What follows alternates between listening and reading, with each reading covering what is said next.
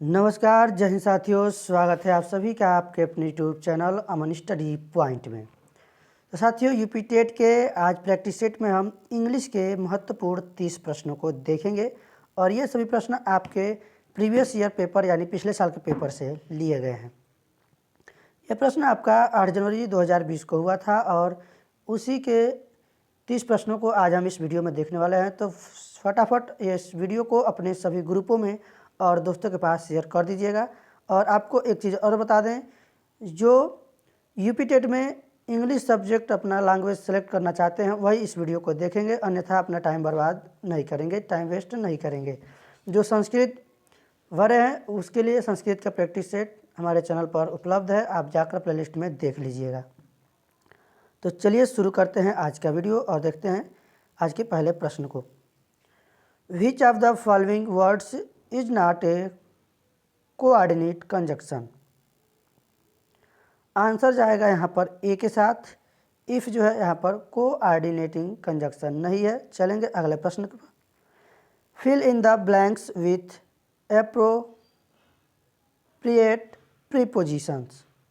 His thoughts dash knowledge left him no leisure dash dash anything else. Answer यहाँ पर अगर हम बात करें तो यहाँ पर जो है बी हमारा सही हो जाएगा। His thirst for knowledge left him no leisure for anything else. चलेंगे अगले प्रश्न पर। The word fast in the sentence he is a fast writer is. यहाँ पर जो फास्ट शब्द है, वर्ड है, वह क्या है? तो यह जो है एक प्रकार का एन एडजेक्टिव विशेषण है। आंसर जाएगा बी के साथ। चलेंगे अगले प्रश्न पर। Which of the following is not a simple sentence. कौन सा वाक्य है जो यहाँ पर सारा वाक्य नहीं है? आंसर जाएगा ए के साथ। सी रीड्स व्हाट सी लाइक्स। अगले प्रश्न पर चलेंगे। The sentence he will be playing the piano in the concert day after tomorrow is in. बताना है यहाँ पर कौन सा टेंस है।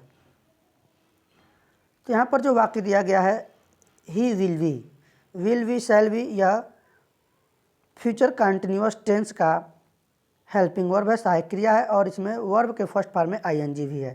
तो यह इसकी पहचान होती है। तो यहाँ पर आप देखेंगे आपको कहीं प्रेजेंट फ्यूचर कंटिन्यूअस टेंस नहीं दिख रहा है। तो इम्परफेक्ट को हम लोग कंटिन्यूअस टेंस के नाम से जानते हैं, कंटिन्यूअस के नाम से जानते हैं। प्रेजेंट इम्परफेक्ट दिया हो, पास्ट इम्परफेक्ट दिया हो या फिर फ्यूचर इम्परफेक्ट, इसको हम लोग कंटिन्यूअस ही कहते हैं। आंसर जाएगा ए के साथ। Will have been, shall have been, यह फ्यूचर परफेक्ट कंटिन्यूअस टेंस का जो है सहायक क्रिया होता है जिसमें वर्ब के साथ आईएनजी होता है। फ्यूचर इंडेफिनिट टेंस में विल और शैल होता है, सहायक क्रिया वर्ब का फर्स्ट फॉर्म होता है। और प्रेजेंट इंडेफिनिट में वर्ब के फर्स्ट फॉर्म में यस या यस होता है और उसमें जो हेल्पिंग वर्ब होता है डू या डज होता है। तो ये आप लोग एक बार अपने देख लेंगे, कन्फर्म कर लेंगे। हेल्पिंग वर्ब और मेन वर्ब की सहायता से आप किसी भी टेंस को आसानी से पहचान सकते हैं। In which of the following sentences is the subject of a verb a feminine gender noun. तो यहाँ पर बताना है किस वाक्य में फेमिनाइन जेंडर संज्ञा है। आंसर की बात करें सी के साथ जाएगा। All the female members have arrived. अगला प्रश्न है। The method of teaching in which the teacher tries to establish a link between the foreign language word and the object without the interference of the learner's mother tongue is called। Answer जाएगा इस प्रश्न का सी के साथ। The direct method, जिसे हम प्रत्यक्ष विधि के नाम से जानते हैं। अगला प्रश्न है। If you are testing your students comprehension of written English, you are testing their understanding of what they have just। तो यहाँ पर आंसर जाएगा डी के साथ, रीड के साथ। चलेंगे अगले प्रश्न के साथ। सुनना, बोलना, पढ़ना, लिखना, ये 4 टीचिंग के कौशल होते हैं। सुनना, बोलना, इसको 7 तरीके से आप लोग याद रखेंगे। LSRW। पहले सुनना, बोलना, पढ़ना और लिखना। तो इस प्रकार से आपको इसको शॉर्ट तरीके से याद रखेंगे। चलेंगे अगले प्रश्न पर। Choose the correct sentence. कौन सा जो वाक्य है इसमें सही है, इसमें सेलेक्ट यानी चूज करना है। आंसर की अगर इसमें बात करें तो सी के साथ जाएगा, please listen to your teacher. Listen to इसके साथ दिया गया है, यह वाक्य सही है। अगला प्रश्न देखेंगे, find out the correct sentence. I do not believe him. तो डू और डज प्रेजेंट इंडेफिनिट का हेल्पिंग वर्ब है। I do not believe him, मैं उस पर विश्वास नहीं करता। आंसर जाएगा सी के साथ। चलेंगे अगले प्रश्न पर। Which of the following sentences is in passive voice. कौन सा वाक्य इसमें पैसिव वॉइस में है, बताना है। सम बॉयज वेयर हेल्पिंग, तो इसमें आई एन जी है, और जो पैसिव वॉइस होता है उसमें वर्ब का थर्ड फॉर्म हमेशा यूज होता है। आंसर की बात करें जाएगा बी के साथ, my watch was lost. Which of the following alternative is the correct passive voice form of the following sentence. तो डू इट इम्परेटिव सेंटेंस का वाक्य है। अगर इसमें इम्परेटिव का जब हम पैसिव वॉइस बनाते हैं तो उसमें लेट का प्रयोग करते हैं और उसके साथ बी भी आता है, यानी let it be done, verb का थर्ड फॉर्म। आंसर जाएगा यहाँ पर बी के साथ। चलेंगे अगले प्रश्न पर।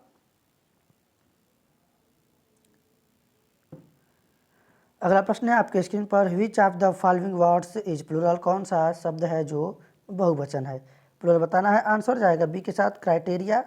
अगला प्रश्न देखेंगे, which of the following noun is in plural. कौन सा नाउन है, संज्ञा है जो प्लूरल है। तो न्यूज सिंगुलर आता है, इलेक्ट्रॉनिक सिंगल में आता है, बिलियर्ड्स ये भी सिंगल में आता है। आंसर जाएगा हमारा डी के साथ, माइस। अगला प्रश्न देखेंगे, he was an orphan and lived with his uncle. वह अनाथ था और अपने चाचा के साथ रहता था। In the above given sentence identified the gender of the word orphan. यहाँ पर जेंडर बताना है, लिंग कौन सा होगा, common gender, neutral gender. Answer जाएगा यहाँ पर ए के साथ, कॉमन जेंडर, क्योंकि जो ऑर्फन का मतलब होता है अनाथ। अनाथ में स्त्री गर्ल भी हो सकती है, बॉय भी हो सकता है, स्त्री पुरुष कोई भी हो सकता है, इसलिए यह कॉमन जेंडर है।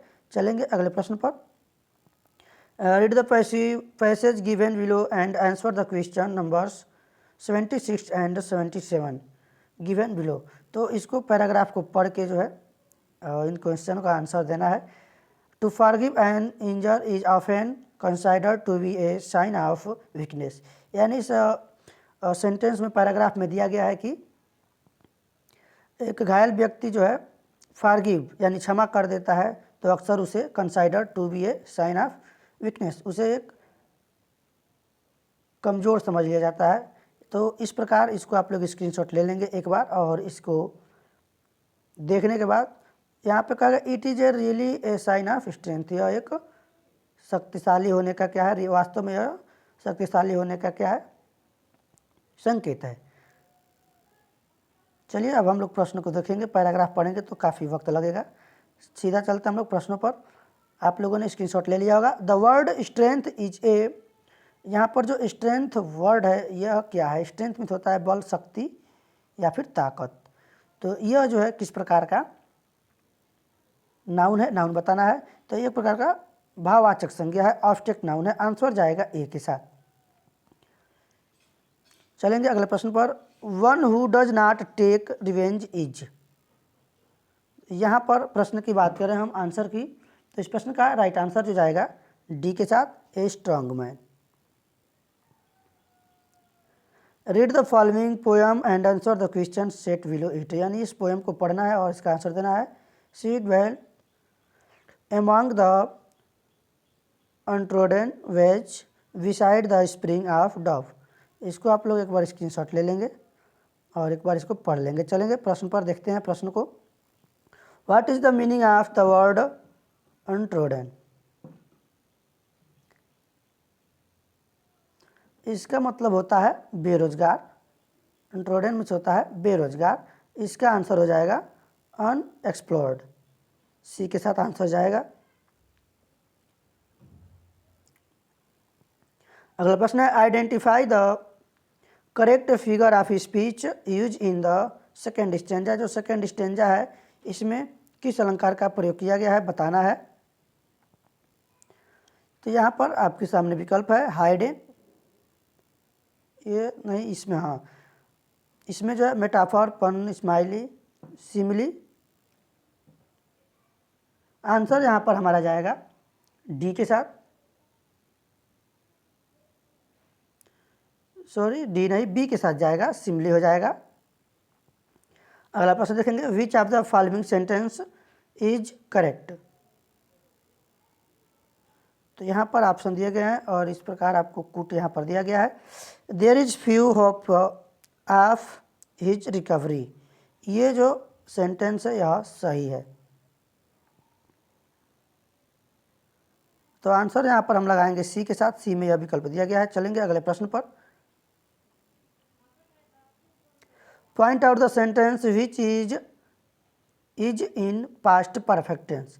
तो पास्ट परफेक्ट टेंस का उसमें हैड के साथ भी3 आता है, जो इसका हेल्पिंग वर्ब होता है, हैड होता है, और उसके साथ वर्ब का थर्ड फॉर्म होता है। हम यहाँ पर देखेंगे I had written, right, written, ये थर्ड फॉर्म प्रयोग हुआ है, इसलिए आंसर यहाँ पर हमारा जाएगा डी के साथ। यह जो है पास्ट परफेक्ट टेंस का वाक्य है।